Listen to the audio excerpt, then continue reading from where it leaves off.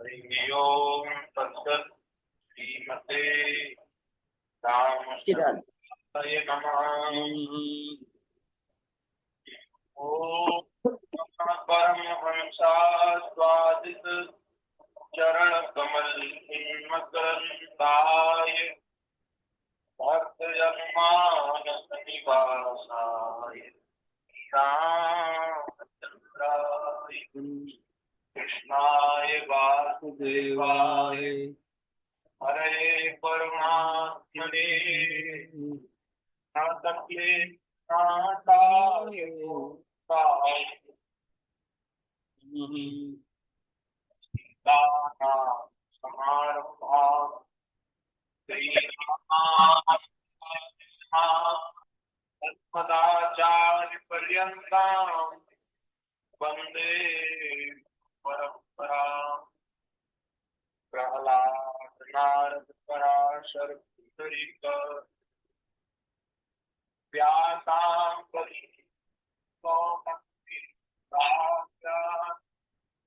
रुक्मांगदार्जुन वसिष्ठ विभीषणादि ज्ञानिनां परम भागवतान् नमामि।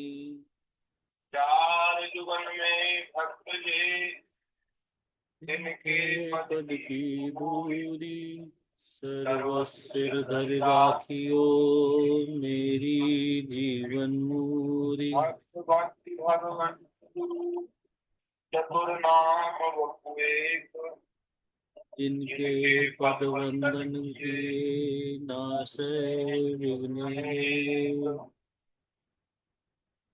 राम जय राम जय जय राम। श्री राम जय राम जय जय राम। श्री राम जय राम जय जय राम। श्री राम जय राम जय जय राम। राम जय राम जय जय राम। राम जय राम जय जय राम। श्री राम जय राम जय जय राम।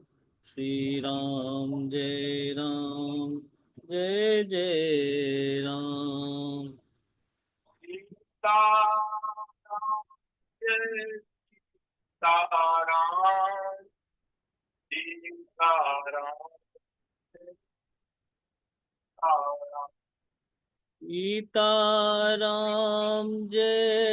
सीताराम। सीताराम जय सीताराम। सीताराम जय सीताराम। राधे श्याम जय राधे श्याम। राधे श्याम जय राधे श्याम। राधे श्याम जय राधे श्याम। राधे श्याम जय राधे श्याम। जय जय श्याम जय जय श्याम। जय जय श्री वृंदावन। जय जय श्यामा जय जय श्याम। जय जय श्री वृंदावन धाम। जय गौ माता जय गोपाल भक्त प्रभु की दया। जय गौ माता जय गोपाल भक्त वत्सल प्रभु दीन दयाल। राम जय राम जय जय राम। श्री राम जय राम जय जय राम। राम जय राम जय जय राम। श्री राम जय राम जय जय राम। बोलिए रामचंद्र भगवान भगवान की जय। बिहारी लाल की जय। श्री भगवान महाप्राण की की जय। जय। देव जी महाराज आज की की जय। जय। भगवान श्री वेद व्यास जी महाराज की की जय। जय। श्री नर नारायण भगवान की जय। जय। श्री सदगुरुदेव भगवान की की जय। जय। सब संतन की जय। जय। सब हरि भक्तन की की जय। जय। जगत जननी पूज्या गौ माता की जय। जय। जय जय श्री श्री राधे राधे श्याम। श्याम। जय जय श्री श्री सीताराम। सीताराम। हर हर महादेव। महादेव। नारायण हरि शरणम। हरि। भक्त वांछा कल्पतरु भक्त वत्सल शरणागत वत्सल दीन बंधु दया सिंधु असंख्येय कल्याण गुणगण निलय अकारण करुणा करुणालय सच्चिदानंद घन मूर्ति आनंद कंद भगवान श्री राधा श्याम सुंदर प्रभु की महती कृपा करुणा से हम सभी को मनुष्य जीवन का सर्वोत्कृष्ट लाभ सत्संग श्रीमद् भागवत कथा के रूप में प्राप्त हो रहा है। श्रीमद् भागवत जी में दसम स्कंद में 54वें अध्याय में श्री ठाकुर जी का रुक्मिणी जी को हरण करके लाना ये प्रसंग वर्णन किया गया है। उसको हम और आज सुन रहे थे। तो पिछले दिन हमने चर्चा करी कि रुक्मी को युद्ध में भगवान हरा करके सारी सेना को हरा करके श्री रुक्मिणी जी को भगवान द्वारिका में ले आए और द्वारिका में लाकर उनका विधि पूर्वक पाणी ग्रहण किया। जैसे जो हमारे यहाँ शास्त्रों में जो विवाह की विधि है उस विधि से भगवान ने विवाह किया।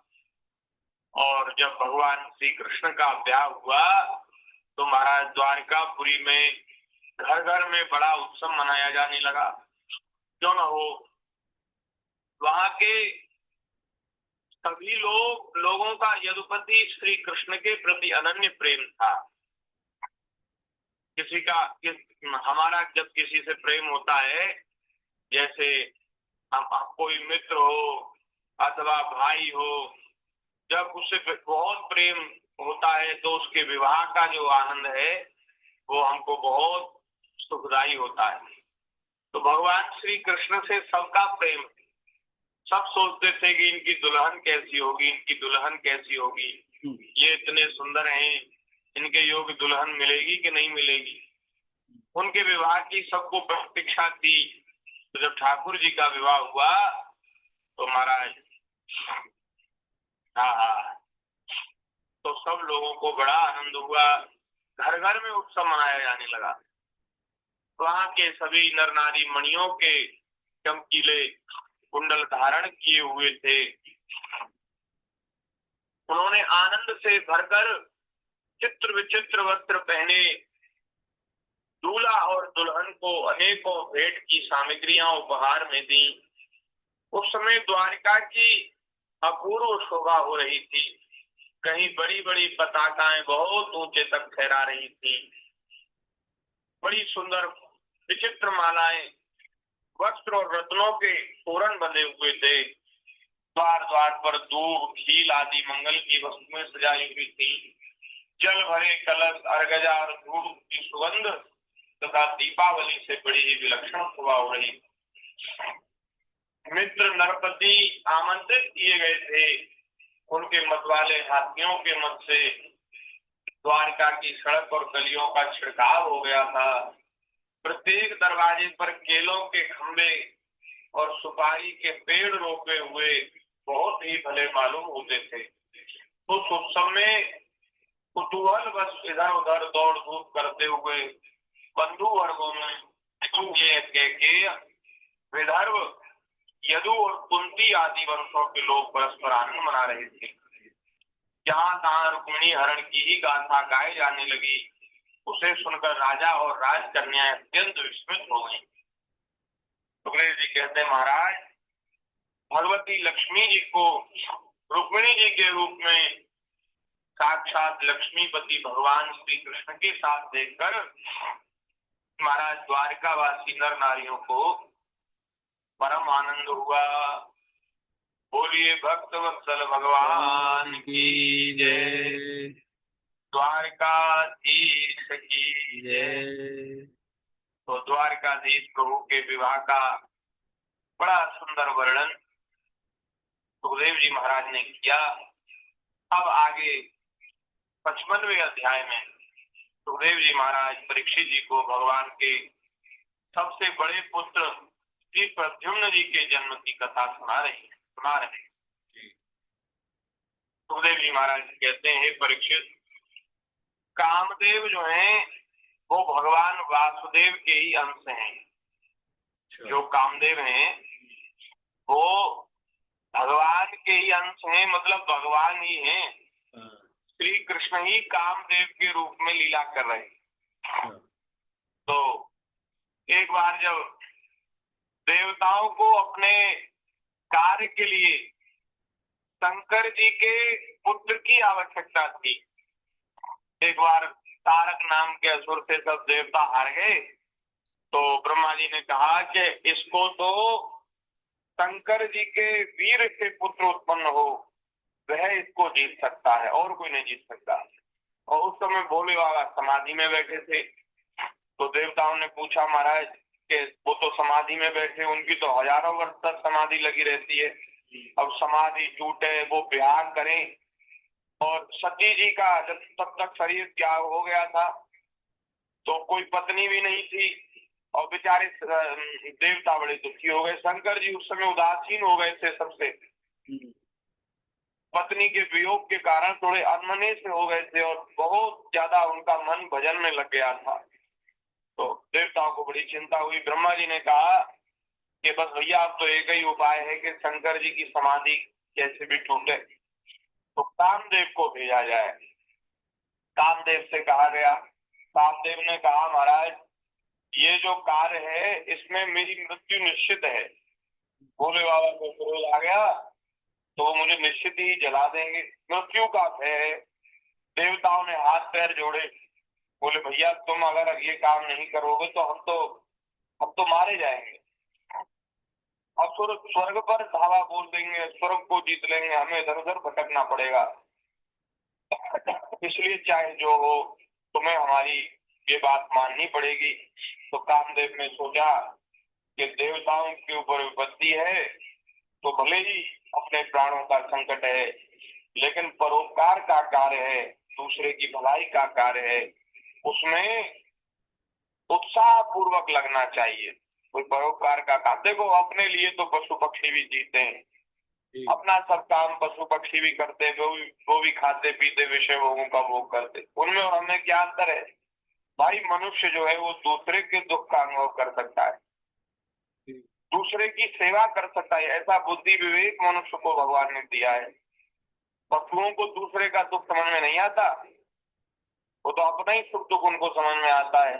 लेकिन मनुष्य जो है उसके भीतर ज्ञान विज्ञान है, इसलिए वो दूसरे के दुख का सुख का अनुभव कर सकता है। तो कामदेव ने कहा, भले ही हमारी मृत्यु हो जाए, प्राण चले जाए, लेकिन देवता सुखी हो जाएंगे तो हमारा जीवन धन्य हो जाएगा। तो कामदेव अपनी सेना को लेकर के गए और शंकर जी की समाधि भंग करने के लिए उन्होंने वहां नाच गान का आयोजन किया। शंकर जी की समाधि नहीं खुली तो महाराज कामदेव ने अपना बाण, अपने धनुष पर बाण चढ़ाया। कामदेव ने शंकर जी की छाती में वो बाण मार दिया। वो ऐसा बाण नहीं जिससे मृत्यु हो जाए, ऐसा बाण नहीं, वो बाण होता है जिससे काम वासना भड़क जाए, ऐसा बाण होता है। वो घायल नहीं करता, वो भीतर से उत्तेजित कर देता है, काम वासना को भड़का देता है। ऐसा बाण तो भोले बाबा की आंख खुली, इधर उधर देखा कौन है, तो लता पताओं में वृक्षों की एक आड़ में कामदेव को देखा। शंकर जी समझ गए कि दुष्ट कामदेव ने ही मेरी तपस्या भंग करी है, समाधि भंग करी है। तो उनका मन तो पहले से ही ऐसा था, अनमने से थे। तो भोले बाबा ने क्रोध कर दिया, तीसरी आंख खुली, कामदेव जल करके भस्म हो गया। पीछे से देवता आए, कामदेव की पत्नी आई रति। और महाराज रति ने बहुत रोना गाना शुरू किया, बोले महाराज मैं तो कहीं की नहीं रही, मेरे पति को आपने नष्ट कर दिया। देवताओं ने कहा महाराज अब इसके ऊपर कृपा करो। शंकर जी ने कहा कोई बात नहीं देवी, भगवान श्री कृष्ण का अवतार होगा, उसमें भगवान के पुत्र के रूप में तुम्हारा पति तुमको प्राप्त हो जाएगा।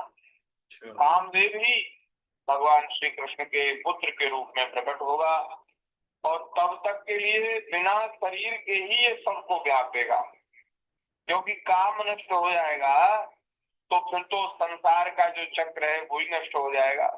सृष्टि का जो जो संचालन का कार्य है उसमें ही बाधा आ जाएगी।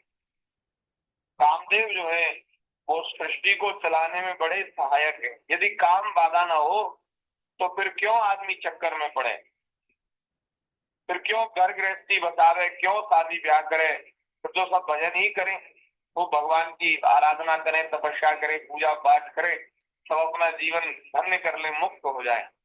फिर ये संसार का खेल नष्ट हो जाएगा। तो संसार की जो जो व्यवस्था है वो भी चलानी है। तो इसलिए शंकर जी ने कहा बिना शरीर के ये काम सबको व्यापेगा।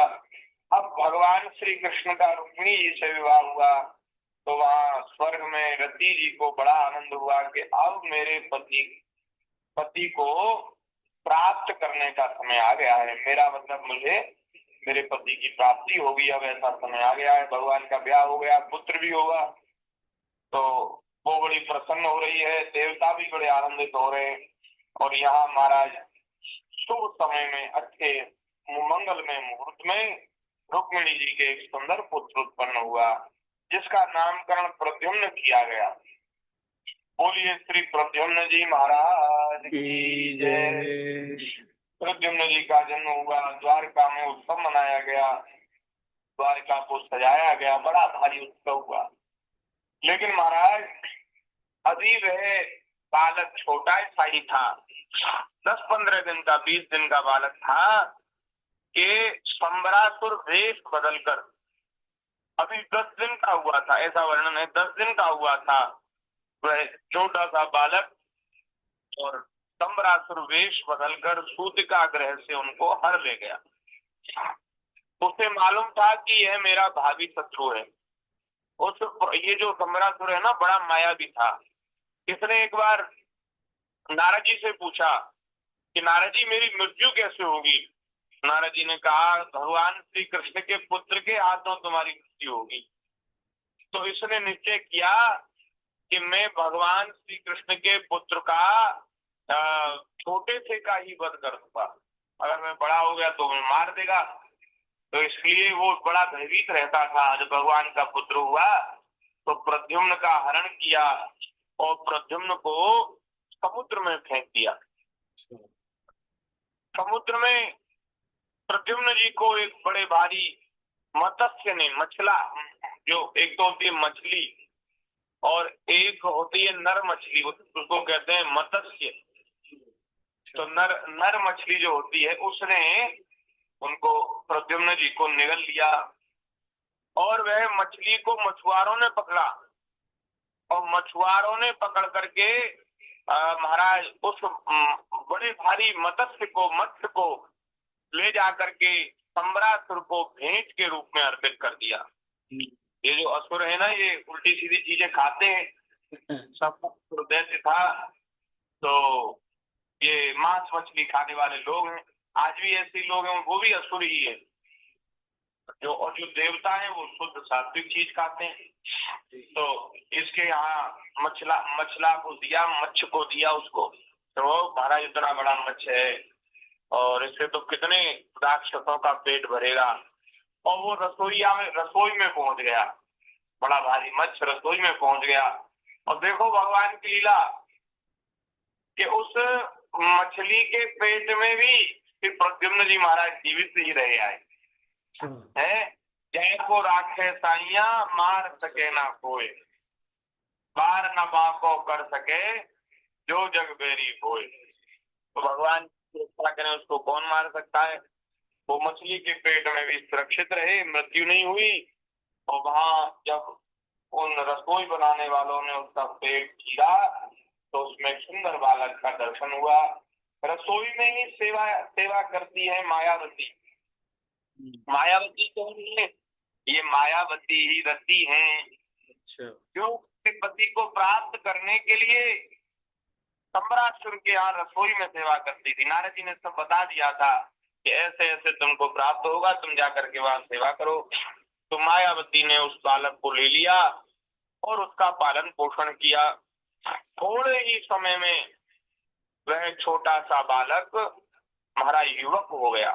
थोड़े ही समय में बहुत जल्दी से बड़ा युवक हो गया। और महाराज इसमें हमने अभी से श्री कृष्ण लीला भी देखी, जो सागर जी की श्री कृष्णा एक सीरियल है धारावाहिक है, वो भी देखा। उसमें महाराज ऐसा दिखाया कि ये जो मायावती है ना रति जी, ये ऐसी विद्या जानती हैं कि वो छोटे से बालक को बड़ा कर देती है। अच्छा, विद्या है। तो ऐसी विद्या वो सीख करके आई थी। तो जैसे ही वो शिशु रूप में बालक प्राप्त हुआ, उसको उस विद्या से उन्होंने बड़ा कर दिया, युवक कर दिया। 16 साल के युवक के रूप में अपने पति को प्राप्त करके बड़ी प्रसन्न हुई। और वो महाराज पत्नी की तरह उनको देखती थी, पत्नी की तरह स्पर्श करती थी।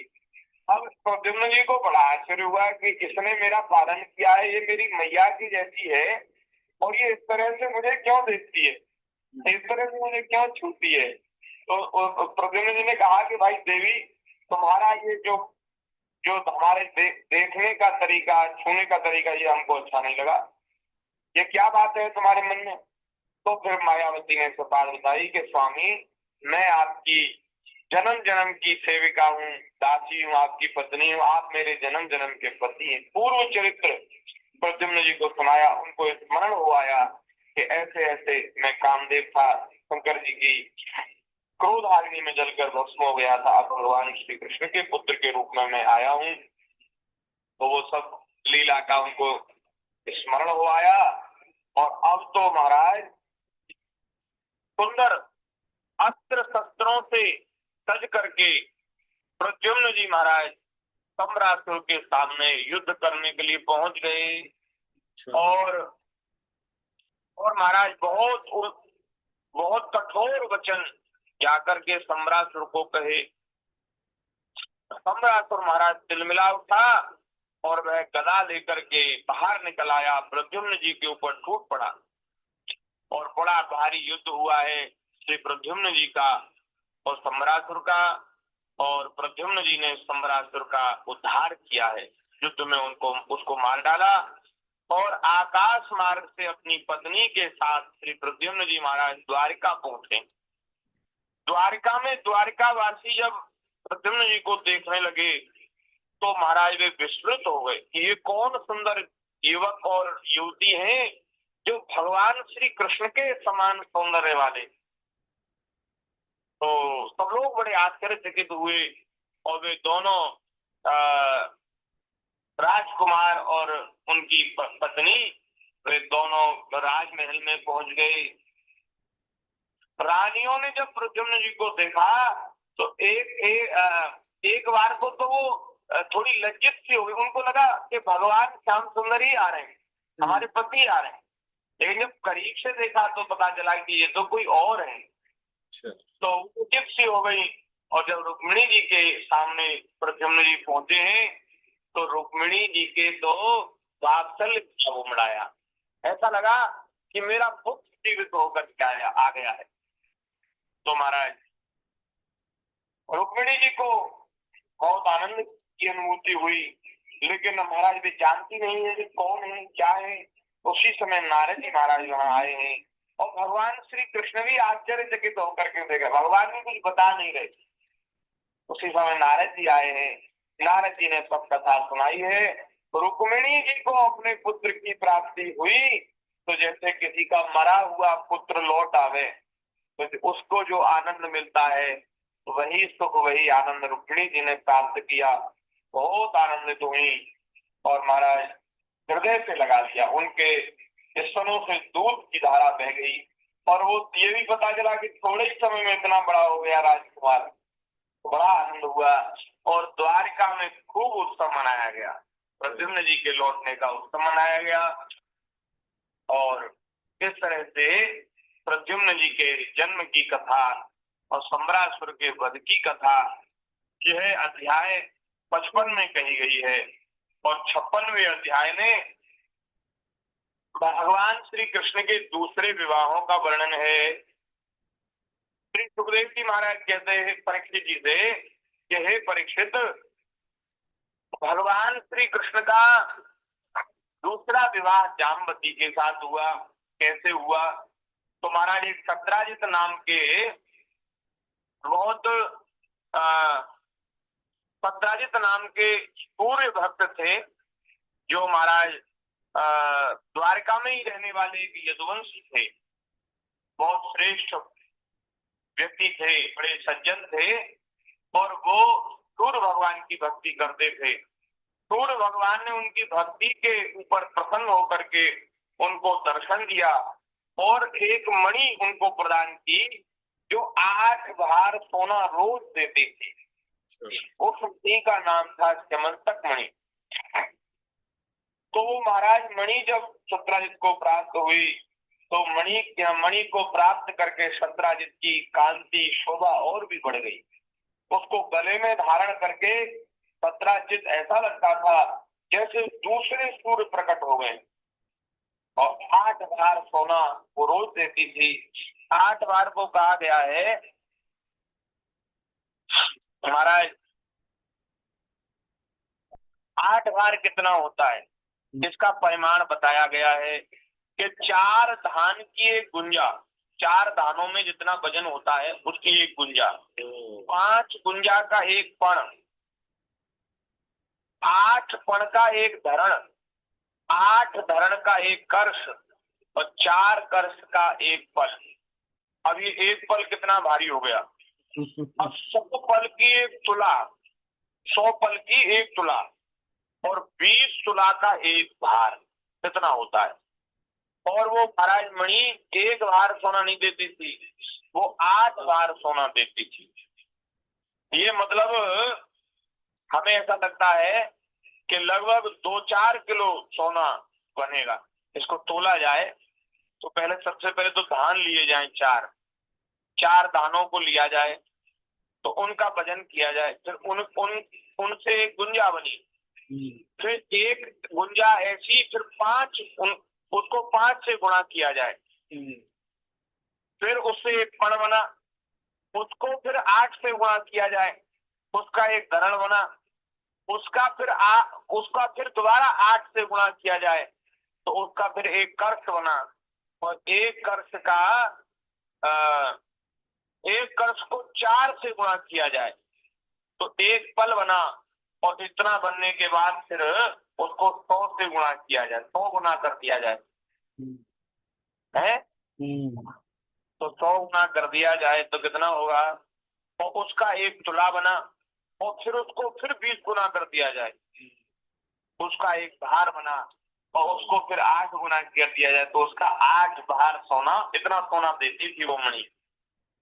और तुम्हारा उसको प्राप्त करके और उसका बहुत धन बड़ा, ऐश्वर्य बड़ा सत्राजित का, खूब उसने बड़े बड़े यज्ञ कराए, ब्राह्मणों को भोजन कराया, खूब दान दक्षिणा दियो, महाराज उसका यश बढ़ गया।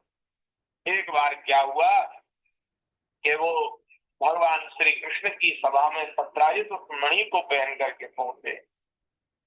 सत्राजित को देखकर सब लोगों की आंखें चौंधिया गई और महाराज उसका प्रभाव देखकर सब बड़े विस्मित हुए।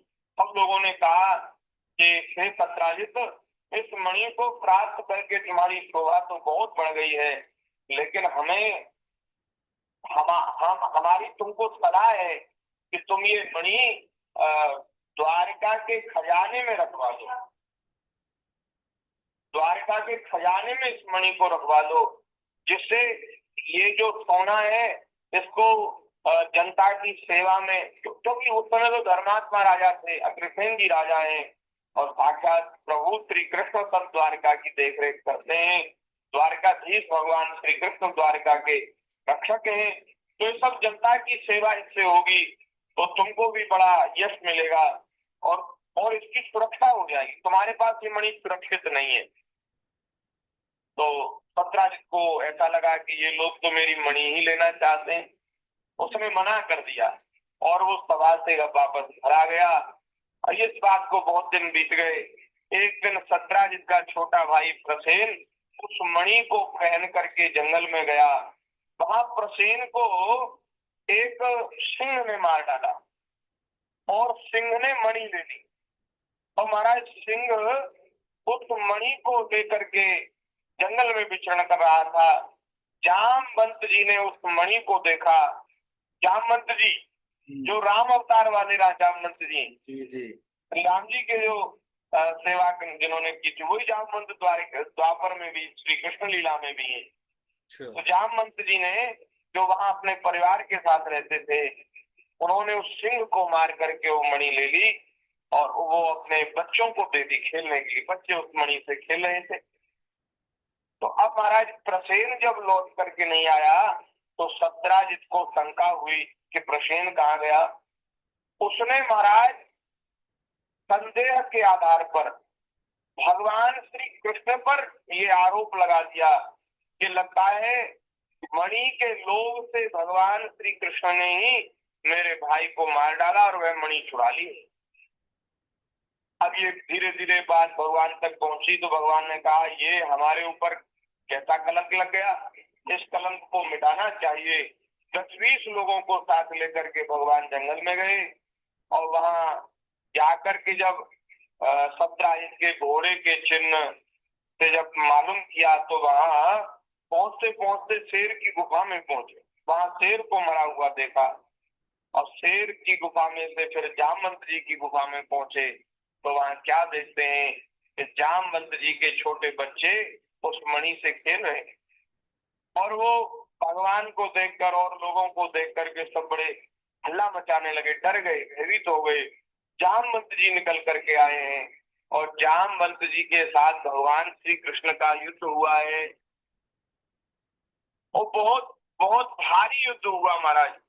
और भागवत जी में वर्णन है कि 28 दिनों तक वज्र प्रहार के समान कठोर भूतों से आपस में बिना विश्राम किए लड़ते रहे श्री कृष्ण और जामवंत जी।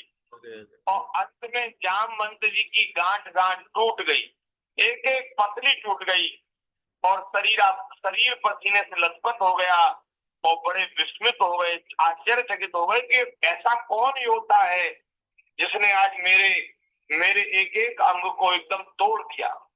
अपने बल का बड़ा अभिमान था जामवंत जी को। तो उन्हें समझ में आया कि अरे ये तो मेरे प्रभु हैं, श्री राम जी हैं। रामावतार में जब रावण का वध हो गया, लंका विजय हो गई, तो जामवंत जी ने कहा, बोले महाराज मेरी भुजाओं में जो शक्ति है वो शक्ति तो किसी काम ही नहीं आई। मेरे समान योद्धा तो कोई था ही नहीं जिससे मैं लड़ पाता। तो मेरे भुजाओं की खुजली तो मिटी नहीं, अब आप मुझसे युद्ध कीजिए। जामवंत जी ने कहा, भगवान ने कहा भाई तुम मेरे सेवक हो, मैं अपने सेवक से अपने भक्त से कैसे लड़ूं? तो तुम्हारी ये इच्छा मैं अगले जन्म में द्वापर में पूरी करूंगा, तो तुम द्वापर तक रहना, मैं तुम्हारी युद्ध करने की इच्छा को पूरा करूंगा। देखो भगवान कैसे भक्त वत्सल हैं, सब भक्त की सब इच्छाओं को पूरा करते। जामवंत जी की लड़ने की इच्छा थी, वो भगवान ने द्वापर में पूरी करी, उनसे लड़े। जामवंत जी ने पहचान लिया, प्रभु आप मेरे वही प्रभु हैं जिनके क्रोध भरी दृष्टि से देखने पर समुद्र का जल खौल उठा था और समुद्र में रहने वाले जलचर प्राणी व्याकुल हो करके उछल रहे थे और महाराज समुद्र ने आपको मार्ग दे दिया था। आपकी क्रोध भरी दृष्टि से सारी लंका जल करके भस्म हो गई। रावण 10 सिर वाला रावण, 20 भुजाओं वाला रावण वह रणभूमि में मारा गया। हे प्रभु, आप मेरे वही स्वामी कौशलेंद्र श्री रामचंद्र जी हैं। मैं आपको पहचान गया। अब आप मेरी रक्षा कीजिए। भगवान ने अभय दान दिया। जामवंत जी ने कहा, बोले महाराज मैंने बड़ा अपराध किया जो मैं आपसे लड़ा। अब मेरे इस अपराध का मार्जन हो जाए, इसलिए आप ये मणि भी लीजिए। और मेरी पुत्री है जामवती, इसको आप अपनी पत्नी के रूप में स्वीकार करिए। तो जामवती कोई भालू की तरह थोड़ी दिखती हैं। जामवती तो बड़ी सुंदर कन्या है, सुंदर स्त्री है, और वो बड़ी सुंदरी है। और उनको पत्नी के रूप में भगवान को समर्पित किया। भगवान ने उनको स्वीकार किया, द्वारका में लेकर के आए और वह मणि सत्यराजित को दे दी। जामवती के साथ भगवान ने विवाह किया। बोलिए भक्तवत्सल भगवान की जय। भगवान 2 मिनट। हाँ, तो दूसरी पत्नी है जामवती जी। अब सत्यराजित को बड़ा महाराज ग्लानि हुई। उसने सोचा कि मैंने झूठा आरोप लगाया, और राजा से बैर कितना खतरनाक है। अब ये पैर की जो गांठ पड़ गई है, इसको मुझे दूर करना चाहिए। सत्यराजित ने क्या किया, अपनी कन्या सत्यभामा, सत्यराजित की बेटी है सत्यभामा जी, सत्यभामा जी को लिया और उस मणि को भी लिया और भगवान श्री कृष्ण से कहा, प्रभु ये मेरी कन्या है, बड़ी सुंदरी है सत्यभामा जी। सत्यभामा जी को प्राप्त सभी लोग करना चाहते थे द्वारिका में, जो विवाह के योग्य थे वो सब चाहते थे कि हमारे साथ विवाह हो। और कई लोगों ने तो सत्यराजित से कहा था कि सत्यभामा को आप हमें दे दो। तो सत्यभामा जी को भगवान श्री कृष्ण के अर्पित किया। बोले इससे आप विवाह कीजिए, ये मणि आप ले लीजिए। भगवान ने कहा मणि अब नहीं लेंगे, एक बार इसके कारण हमको कलंक लगा, अब ये मणि नहीं लेंगे। हाँ, अगर आपकी इच्छा है तो आप अपने दोहित्र को मतलब अपनी बेटी के पुत्र को आप भले ही दे देना बाद में, लेकिन हम नहीं लेंगे, क्योंकि उनको कोई बेटा नहीं था, एक ही कन्या थी सत्यभामा। तो सत्यभामा जी के साथ भगवान श्री कृष्ण का तीसरा विवाह हुआ है। बोलिए भक्त वत्सल भगवान की जय। और 56वां अध्याय है, ये भी यहाँ पूरा हो गया। 57वें अध्याय की चर्चा भगवान की कृपा से हम यथामति यथासमय कल करेंगे। आज के सत्संग को यहीं विराम। सभी को सादर जय सिया राम। थोड़ी भगवान के नाम का कीर्तन। गोविंद जय जय गोपाल जय जय गोविंद जय जय गोपाल जय जय। राधारमण हरि गोविंद जय जय। राधारमण हरि गोविंद जय जय। गोविंद जय जय गोपाल जय जय। गोविंद जय गोविंद जय जय गोपाल जय जय। राधारमण हरि गोविंद जय जय। राधा रमण हरि गोविंद जय जय।